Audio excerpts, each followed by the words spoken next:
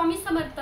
पुन्हा एकदा तुमच्या सगळ्यांचं माझ्या व्हिडिओमध्ये अगदी मनापासून स्वागत आहे। पहिला मार्केटमध्ये आपण एखादं नवीन दुकान चालू करतो।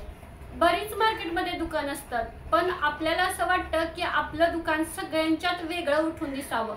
मग आपण त्यासाठी काय करतो, दुकानचा बॅनर, दुकानचं नाव एवढं छान देतो की पटकन कस्टमर आपल्याकडे अट्रॅक्ट झालं पाहिजे। या सगळ्या गोष्टींची आपण काळजी घेत असतो। याशिवाय कस्टमरांना आपल्याशी संपर्क साधता यावा म्हणून जो दुकानचा बॅनर असतो त्याच्या खाली आपण आपला मोबाईल नंबरही देतो। आपल्या दुकानात काय काय मिळणार आहे हे सुद्धा थोडक्यात सांगण्याचा प्रयत्न करतो आणि जेवढं होता होईल तेवढं आपलं दुकान व्यवस्थित आणि छान नीटनेटके ठेवण्याचा आपण प्रयत्न करत असतो। तुम्ही म्हणणार ताई आता या दुकानचा आणि आपल्या YouTube चॅनलचा काय संबंध? तर मला तुम्हाला हेच सांगायचं आहे, म्हणजे YouTube मध्ये बऱ्याच जणांचे चॅनल आहेत, मग आपण सुद्धा त्यामध्ये उतरलोय। मग सगळ्यांच्या चॅनल मध्ये आपला सुद्धा चॅनल वेगळं असं काहीतरी दिसलं पाहिजे। ठीक आहे, आता बऱ्याच गोष्टी मला सुरुवातीला माहित नव्हत्या, मला जसं माहिती होतं त्यातूनच मी पुढे गेलेले आहे। पण मला असं वाटतं की ज्या गोष्टी मला माहिती नव्हत्या त्या तुम्हाला सांगाव्या। तुम्ही YouTube चॅनल मेल ID काढल्यानंतर आपण नवीन YouTube चॅनल चालू करतो त्यावेळेला YouTubeचा म्हणजे तिथे फोटो लावायचा असतो, एक पाठीमागच्या साईडला बॅनर तयार करायचा असतो, तो तुमच्या चॅनलच्या संदर्भात तयार करा। छानसा फोटो लावा आणि तुमच्या चॅनलचं नाव द्यायचं आहे। तुमचं स्वतःचं नाव तुम्हाला द्यायचं असलं तर देऊ शकता, किंवा चॅनलला तुम्हाला असं जे काही आवडते ना ते असं छानसं नाव द्या।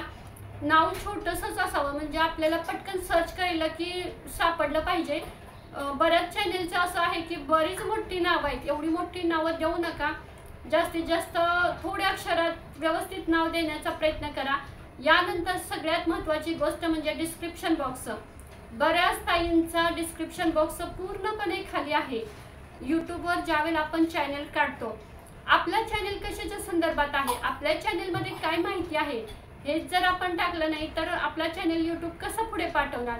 त्यामुळं मला तर तुम्हाला एक सांगायचं आहे की पहिल्यांदा तुमच्या चॅनलचा फोटो, नंतर तो एक पाठीमागचा बॅनर, यानंतर चॅनलचं नाव आणि यानंतर येतं ते महत्त्वाची सेटिंग म्हणजे डिस्क्रिप्शन।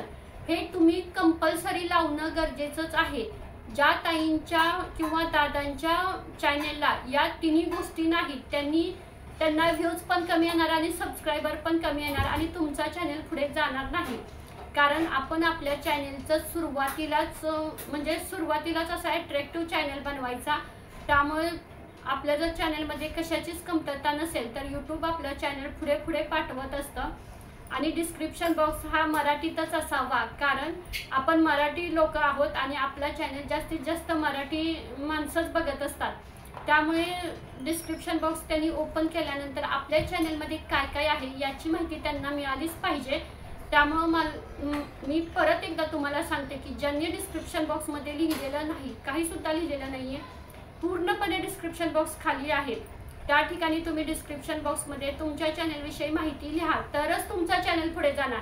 अन्यथा तुमचा चॅनल पुढे जाणार नाही। तुमच्या चॅनलला व्ह्यूज कमी येणार, सबस्क्रायबर पण कमी येणार। पुढे जरी त्यातून तुम्ही पुढे गेला तरी पुढे मॉनिटाईज करताना सुद्धा तुमच्या चॅनलला प्रॉब्लेम येणार। सेटिंग करताना फोटो लावल्यानंतर नाव लिहायचं आहे, तिथे तुमचं नाव नाही, तुमच्या चॅनलचं जे नाव असेल ते लिहायचं आहे। बऱ्याच जण इथं कन्फ्यूज होतात की स्वतःचं नाव लिहायचं का चॅनलचं जे नाव आहे ते लिहायचं। जर तुम्ही स्वतःचं नाव चॅनलला देणार असाल तर ते सुद्धा लिहू शकता। मी माझं स्वतःचं दिलेलं, कारण मला त्यावेळेला एवढी माहिती नव्हती। यानंतर हँडल येतो, म्हणजे आपण जे आपल्याला कमेंट येतात त्याला आपण जो रिप्लाय देतो त्यावेळेला वरती जे येतं ना नाव तेच असतं। यानंतर आपल्या चॅनलचा URL येतो आणि डिस्क्रिप्शन बॉक्सबद्दल तर तुम्हाला सांगितलं। यानंतर प्रायव्हसी हा ऑप्शनल ऑनच ठेवायचा।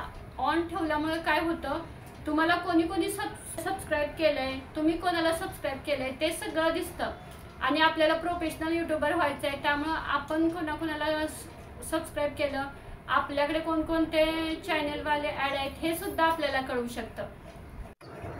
मी आता तुम्हाला माझ्या YouTube चॅनलचं सेटिंग मी कसं केलेलं आहे ते दाखवते।